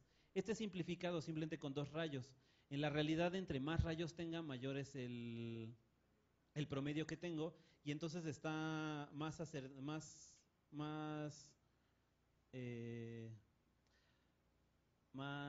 se me fue el nombre, más preciso la información. Entre más rayos tenga, más precisa es la información que tengo. Bueno, la manera en que funciona mi algoritmo, como tengo que decidir por qué casilla pasa cuál rayo, la manera es de calcular 3 ángulos. Aquí tengo los geófonos, y vean cómo desde aquí tengo la fuente que lanza la onda, y este en verde es el rayo. A ese rayo le saco el ángulo que tiene desde esta imaginaria. Ese ángulo le llamo el ángulo alfa, y a cada casilla, para saber si ese rayo pasa por la casilla, tengo que a cada casilla sacarle 2 ángulos. Y si este ángulo alfa se encuentra entre estos 2 ángulos de la casilla, Φ1 y Φ2, significa que este rayo pasa por la casilla. En este caso no pasa porque el ángulo no está entre los 2. Si pasara por aquí como para este sensor, entonces el ángulo sí sería entre estos dos ángulos.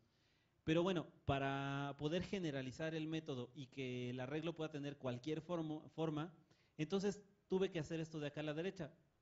Está la fuente, y como no sabemos en qué parte está la casilla, tenemos que tomar en cuenta cuál es la dirección de la casilla y tomar los 2 ángulos desde ciertas esquinas en cada una de las celdas. Entonces le tomamos estos ángulos y podemos decidir qué rayo pasa por qué casilla. Después de eso tomamos nuestro promedio de velocidades y se lo asignamos a cada una de las casillas, y con eso obtenemos imágenes de cómo es la variación de velocidad en el medio. Bueno, estos son los resultados que obtiene mi algoritmo. Son 3 imágenes.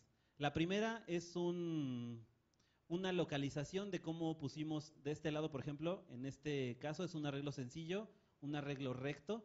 De este lado tenemos sensores, son 24 sensores, y de este lado fuimos golpeando 24 veces. Se ven en azul los rayos que pasan por el medio, y muy ahí abajito en amarillo se alcanza a ver sobre todo en esta parte donde hay menos rayos, se alcanza a ver la malla a la cual le fuimos asignando las velocidades. Este es simplemente para saber cómo fue el arreglo y saber si está correctamente, entraron los datos al programa. Después viene este de contorno de iluminación. Este es muy importante. Este lo que me dice es cuántos rayos pasaron por cada celda. Y entonces me indica qué tan buen promedio tengo. Donde pasan más rayos, aquí lo tengo en rojo, tenemos un muy buen promedio, pero donde pasan muy pocos rayos, aquí en morado y en azul, vean cómo pasan menos de 5 aquí en esto de morado, entonces ahí no tengo un buen promedio. Eso significa que este medio, este método, en ese lugar no me indica qué hay de verdad ahí, y tenemos que analizar con mucho cuidado esos lugares.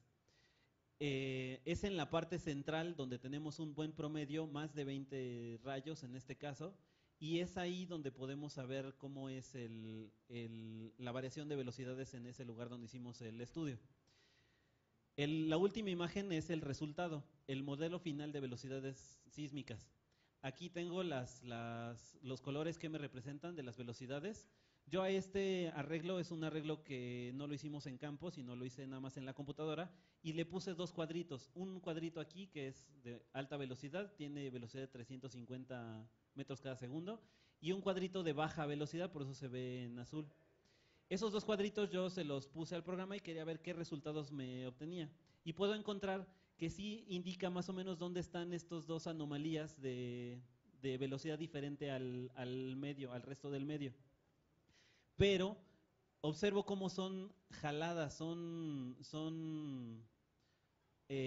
imitan la forma de este contorno de iluminación. En este contorno de iluminación vemos cómo se jalan hacia las esquinas, este color en verde, y estas anomalías también son jaladas hacia las esquinas. Y de hecho en esta parte de aquí se parece mucho a esta parte en morado. O sea que el contorno de iluminación afecta en cómo entrega las imágenes este método. Es necesario que para cuando analicemos nuestra imagen final, tomemos en cuenta ese contorno de iluminación para saber para afectar dónde estamos nosotros creyendo que hay las anomalías o dónde está el cambio de las velocidades. Bueno, en otro arreglo de forma diferente, este es un arreglo en forma de cuadrado. Aquí de este lado puse los sensores y de este lado puse las fuentes. Pero esta vez lo que quería saber es qué pasa si pongo más sensores o más fuentes. Si vale la pena el hacer más trabajo de campo y poner más esfuerzo a la hora de golpear más y andar cargando más sensores, por ejemplo. Entonces, primero analicé, aquí está con 8 fuentes y 12 sensores. O sea, aquí golpeé 4 veces y acá golpeé otras 4. Y esas crearon ondas que llegaron a los 12 sensores que están de este lado. Y así le fui aumentando el número de fuentes sísmicas y el número de geófonos hasta que llegué a 24 con 24. Y pueden notar cómo hay más rayos. En color azul están los rayos de las ondas que creé y entonces se crean más rayos. Este estudio fue hecho en Ciudad Universitaria, en un parque que está enfrente de la Torre de Ingeniería. Y entonces el resultado que obtuvimos fue este. Lo que quiero es comparar las imágenes a la hora de irle poniendo cada vez más cosas. Inicio con esto 8 fuentes y 12 sensores y obtengo esta imagen. Estas 2 que están arriba son solo con 12 sensores. Estas 3 que están abajo son con más sensores, con el doble, 24 sensores. Pueden notar la diferencia entre las de arriba y las de abajo, que las de abajo tienen más detalle. Y ahora, verticalmente, estas 2 tienen 8 fuentes, o sea, solo golpeé 8 veces. De este lado creé 12 fuentes sísmicas y la última, esta de acá, tiene 24. La diferencia de estas a las que están a la derecha y la última que está más a la derecha es que cada vez tiene menos ruido. Además de que se le ve cada vez más detalle, cada vez tiene menos ruido. Este método crea un ruido, un efecto de orilla que hace que en la orilla no se pueda analizar. Eso sucede sobre todo donde ponemos los sensores y donde golpeamos. Vean esta que es la más ruidosa, aquí tiene estos círculos rojos, que es el efecto de orilla. Este debe de quitarse del análisis. Este no debe de tomarse en cuenta. Vean cómo este efecto de orilla es menor en este de acá, se ven más pequeñas esos puntos rojos, y es todavía menor en esta de acá. Igual acá tiene un cierto efecto de orilla y acá se disminuye. Ese efecto de orilla disminuye conforme aumentamos las fuentes. Así que entonces la conclusión es que sí conviene meter más fuentes y más sensores. Más información hace que más rayos pasen por cada onda, por cada celda, perdón, y entonces el promedio se haga mejor. La mejor sería esta que tiene más sensores y más fuentes. Bueno, para estudiar mejor el método, ya viéndolo en un estudio de verdad, se hizo en una serie de estudios que se hicieron en la segunda sección del bosque de Chapultepec. Este es un bosque que está dentro de la Ciudad de México. Tengo entendido que van a ir ustedes a la primera sección porque van a ir al Instituto de Antropología, ¿no? Entonces ahí van a poder apreciar lo bonito de este bosque. Este lugar es un lugar de áreas verdes en el cual tiene lugares turísticos y lugares de recreación, donde va muy seguido la gente. Y además tiene instalaciones de agua potable y de agua tratada que necesita mucho la ciudad. Hay instalaciones que le dan agua potable a algo así como 1/3 de la Ciudad de México. Entonces son instalaciones muy importantes. Y se hicieron ahí una serie de estudios para saber cómo está compuesto el suelo, y cada estudio con su distinto objetivo para remediar, por ejemplo, si hay algún problema en el caso de ofrecerse ese problema. Bueno, en mi caso, lo que hicimos fue poner sensores geófonos durante 4 horas y hacer interferometría sísmica. Esta es con este análisis durante 4 horas, se fueron analizando lapsos de 40 segundos y se fueron cotejando las estaciones una con otra para saber qué tienen en común. Esto es sin golpear, esto es solamente con el ruido natural. En realidad ya no es ruido porque lo estamos usando nosotros, es simplemente la vibración producida por los automóviles, por el viento que mueve los árboles. Esta vibración natural la fuimos analizando y comparando una estación con la otra.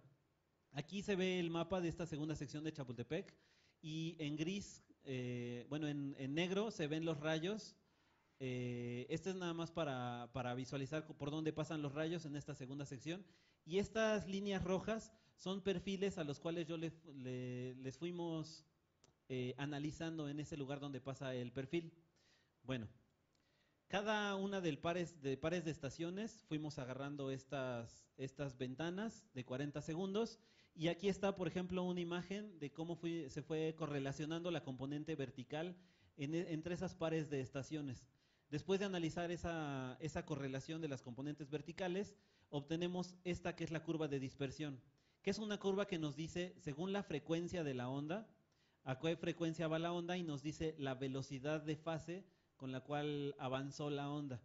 Entonces, es esta velocidad la que vamos a analizar en mi programa, el cambio de velocidades, y lo vamos a hacer según cada frecuencia. La frecuencia me va indicando la profundidad de la onda. Bueno, entonces aquí está, por ejemplo, una imagen de cómo están localizados los geófonos. Este fue un tendido de 1,2 kilómetros de ancho y 1,4 kilómetros de largo. Por eso no podíamos golpear, porque se hubieran necesitado explosivos fuertes o alguna cosa así para que las ondas lograran llegar hasta los geófonos. Solo lo hicimos con ruido, aprovechando este ruido natural. Se hizo a gran escala. Bueno, aquí está el resultado, es el volumen, es lo que hay debajo de esa segunda sección de Chapultepec. En azul, esta imagen en azul es agarrar el cubo y solamente agarrar las velocidades que son inferiores a 200 metros. Aquí estas son inferiores a 400 metros cada segundo, y así le voy quitando hasta los 800 metros y solo me queda esta parte. Solo la parte de abajo, la más profunda, es la que tiene velocidades mayores a 800 metros cada segundo. Entonces con ese volumen podemos observar cómo entre más al fondo está la roca, más velocidad tiene. Esa es la imagen a la cual queríamos llegar. Pero como verán, este volumen no es fácil de analizar. A pesar de que en la computadora lo puedes agrandar y lo puedes girar y observar el volumen y acercarte para ver el detalle, no es fácil cuando es un volumen así. Mejor es cortarlo, y de eso se trata tomografía. Es de cortar el volumen y solamente observar un perfil. Entonces, el algoritmo crea estos perfiles. Arriba vemos la imagen satelital para ubicarnos de cómo es la segunda sección de Chapultepec. Este de aquí, por ejemplo, es el Lago Mayor, así se llama. Y esta línea roja es la línea que dice por dónde pasa el perfil. Y el largo de la línea roja, de hecho, dice cuál es la parte confiable de mi método. Porque el método no extrapola, solamente crea imágenes dentro de los lugares donde tenemos datos. Entonces pueden ver cómo de donde, bueno, aquí debajo tengo la imagen de la variación de velocidad de onda sísmica. Aquí los colores lo que significan es la velocidad de fase en metros cada segundo. Lo que quería decir es que aquí donde acaba la línea roja ya no debemos de mirar más afuera. O sea, esta parte de aquí debe ser descartada. Es el efecto de orilla que les comentaba, que debe ser descartado. Y de este lado también tengo un efecto de orilla un poco más grande que también debe ser descartado. Solamente podemos observar la imagen con confianza dentro de los límites de esta línea roja.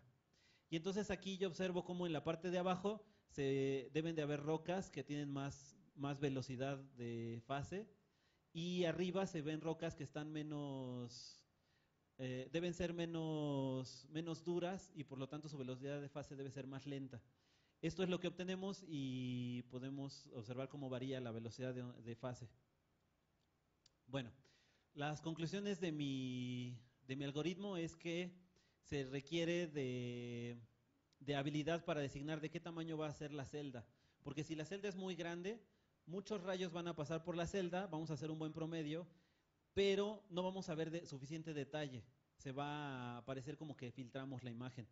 Y en cambio, si la celda es muy pequeña, va a aparecer mucho ruido porque nuestro promedio de velocidades no está bien realizado.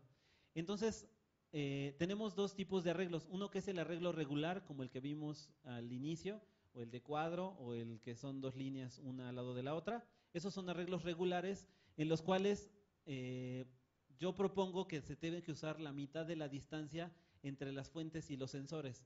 Esto es debido al teorema de muestreo. En el teorema de muestreo te dice que tienes que tener dos lecturas por cada objeto que quieres observar. En cambio, si es irregular, como la distancia entre fuentes y sensores varía, como en el caso de la segunda sección del bosque de Chapultepec, pues tienes que ir probando. A partir de esta, más o menos la mitad de la distancia entre ellos, pero como varía mucho, pues tienes que ir a prueba y error haciéndolo. Entonces se recomienda correr en la computadora simulaciones para saber cuál sería la mejor diferencia. Bueno, se tiene que tomar en cuenta la iluminación de celdas porque esta afecta al resultado, la jala, como lo vimos en una imagen. Como la jalonea, tienes que tomarlo en cuenta para el resultado final. Y por último, tienes que descartar este efecto de orilla que aparece en los estudios, debido a que el programa no interpola. Solamente tiene que ser dentro de las orillas de... no extrapola, usé la palabra mal. No extrapola, o sea, no puede ver afuera de donde tenemos nuestra área. El método solo interpola, más bien, solamente puede ver adentro. Ok. Bueno, el programa mostró cierta precisión a la hora de mostrar los resultados, lo pudimos ver a la hora de variar las fuentes y los sensores, mostró cierta precisión, y aunque es recomendable para el método usar un arreglo regular porque es más fácil de obtener ese tamaño de la celda en la computadora, también funciona con el caso irregular. En la segunda sección de Chapultepec funcionó bastante bien. Y bueno, pues ya, esto es todo. Quiero agradecer al CONACYT que patrocinó este estudio, a la dirección del bosque de Chapultepec, que ayudó a que fuera de manera fácil realizar el estudio en el bosque de Chapultepec, al Instituto de Ingeniería de la UNAM, que nos prestó algunos de los sensores que usamos, a los estudiantes de la carrera de Ingeniería Geofísica, que son muchos y ayudaron a este estudio grande de muchos kilómetros de distancia, y pues por supuesto al doctor Martí Candena Soto, que es mi director de tesis, y él fue el que hizo la parte de interferometría sísmica.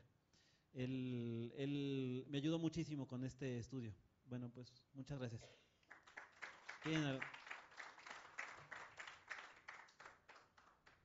¿Alguna pregunta?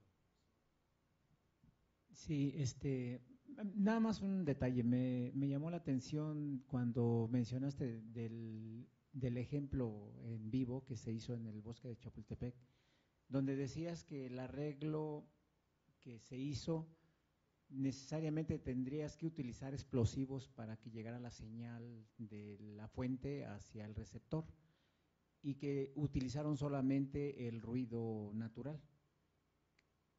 Ahí me quedó la duda, ¿qué ruido natural tuvo tal dimensión para que llegara la señal a los sensores? Si mencionaste que hubieras necesitado utilizar explosivos para que llegara la señal.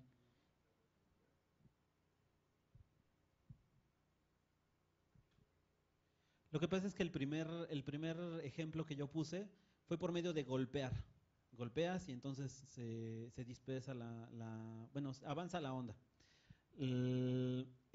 Por medio de golpe no puedes avanzar más que unos cuantos metros, porque la onda ya es demasiado pequeña como para que los sensores lo detecten.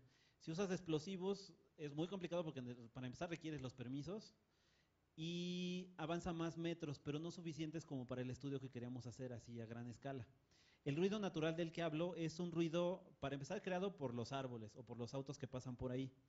Pero constantemente la Tierra se está moviendo y constantemente pasan por ahí ondas. Y es simplemente de cotejar entre estas dos estaciones por las cuales pasan estas ondas, cotejar qué tienen en común. Ya que tienes eso en común, entonces puedes decidir qué velocidad es la onda que pasó en común por las dos estaciones. Pues ese ruido natural es un ruido creado desde los árboles que son chiquitos, así a esta escala, hasta la Tierra que siempre se está moviendo en todo momento.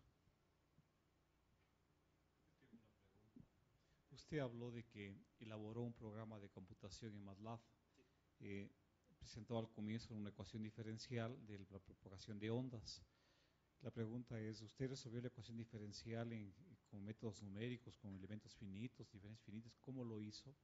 Y la otra es, después la parte gráfica de resultados, ¿utilizó alguna interfase para presentar resultados o todos los programas lo hizo usted? ¿Cómo? Y la última, ¿ese programa que lo hizo está disponible para ofrecer al público? El programa se hizo en MATLAB. Bueno, lo primero que es la ecuación de onda, esa afortunadamente yo no la tuve que resolver, esa ya la resolvieron otros genios de la humanidad. Y bueno, pues uno va aprendiendo a cómo resolverla para entender cómo funciona. Y yo más bien llegué a la ecuación de Conal para entender cómo es que sí puedo hacer válido el método. Y el método lo hice en este lenguaje MATLAB.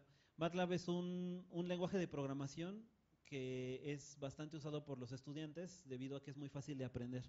Y este mismo MATLAB crea las imágenes. Todas las imágenes que vieron de las gráficas fueron creadas en este mismo programa MATLAB. MATLAB sí tienes que pagar para tener MATLAB, pero tiene su versión gratuita que se llama Octave, que está disponible en Linux. En Linux nada más buscas Octave y solito se descarga y funciona el mismo lenguaje y crea las mismas imágenes. Yo sí lo hice en MATLAB, pero esa es la parte que está abierta a los estudiantes. Y a los estudiantes, de hecho, le he pasado el código para que ellos sigan trabajando con este código y lo muevan en sus clases o lo que necesiten. Está bastante bien comentado el código para que lo aprendan. Sí.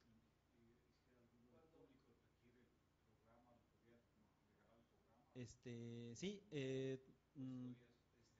ajá, está mi mail en el programa, ¿no? Y ahí podría yo pasárselo, sí.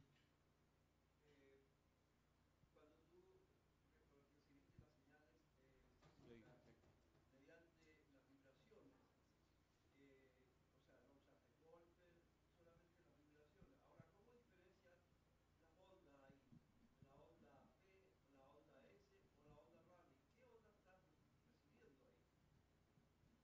Lo que nos dimos cuenta es que es con onda Rayleigh. La onda P y la onda S, como es estudio de ruido sísmico, como es interferometría, más bien se sabe que se tiene que usar las ondas superficiales. Y el tren, de hecho, una imagen que puse por ahí, le voy a mover tantito. Claro. Ah, bueno, puede ponerla. ¿Cuál quiere?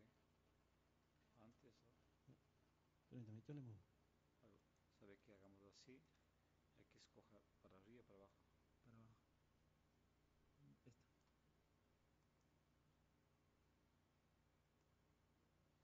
Esta. Esta imagen de aquí son los sismogramas de ya cuando ya están correlacionadas la fuente, la componente vertical. Y la manera en que se ve cómo es el tren de ondas, se nota que es de onda Rayleigh. Pero la verdad, cómo meter las ventanas, eso no lo hice yo. Yo a lo que me enfoqué fue a resolver el realizar la imagen por medio del promedio de velocidades. Esta parte la hizo mi director de tesis, que es el doctor Martín Cárdenas.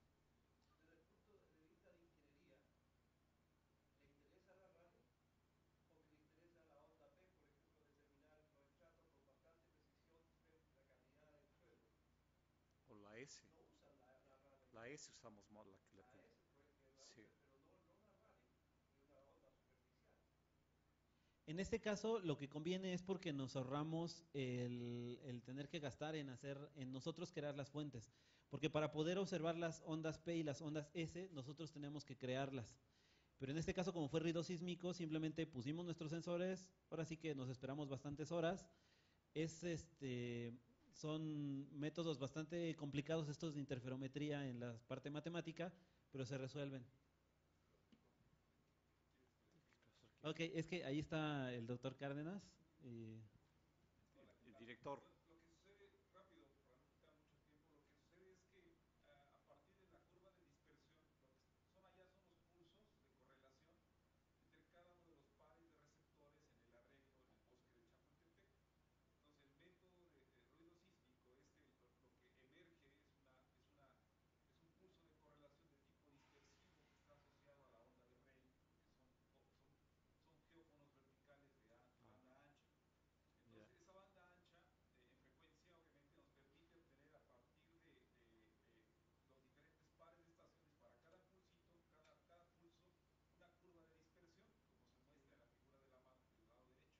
Entonces, lo que hizo Gabriel fue pasear, después, dadas las distancias entre cada par de receptores y las velocidades de las curvas de dispersión, obtener un tiempo para cada frecuencia. El tiempo, y entonces los tiempos para la frecuencia empezamos creo que en 2 Hz o 1 Hz, no recuerdo. Entonces vació todos los tiempos para la frecuencia de 1 Hz, todos los tiempos para la frecuencia, y así fue construyendo el volumen de datos. Entonces son tiempos de velocidad de onda S. No, yo estoy de acuerdo. O sea, existe el método Rayleigh, por ejemplo, que a partir de la onda Rayleigh contiene la onda S. Sí. Eso es para ver, qué sé yo, la calidad del suelo y los riesgos que se cometen a ver construir donde no debe. Pero normalmente la base de ingeniería, que necesita un contacto realmente bien definido, normalmente usa la onda B. O sea, son dos cosas diferentes. Sí, está viendo una estructura de onda S, no de onda P. Sí. Bueno, agradecemos muchísimo la conferencia. Gracias. Un aplauso. Y el doctor Walter Fernández. Como estamos un poco atrasaditos, sería porque tendríamos que empezar esta a las, vamos a ver, sí, casi que a las 11:45, y son las 2. Entonces, ¿por qué no nos servimos un café y nos los traemos aquí? Yeah. No se puede meter. Bueno, 10 minutos lo podemos. Hasta tanto las ponencias para la próxima media hora, temen por favor. Y las próximas conferencias Para que lo guarde. se las pasamos al doctor Roberto Villegas. Por favor. ¿No hay café? Sí, hay un café. Vamos a café. 10 minutos nada más. 12 libras hay un café. profesor, un gusto. Roberto Alviar, Un gusto. No, a ver, vamos a ver. ¿Quién va primero? ¿Usted va primero? Creo que voy yo primero. Ya. Después va Martín. Ya, para ir colocando el nombre. Ya.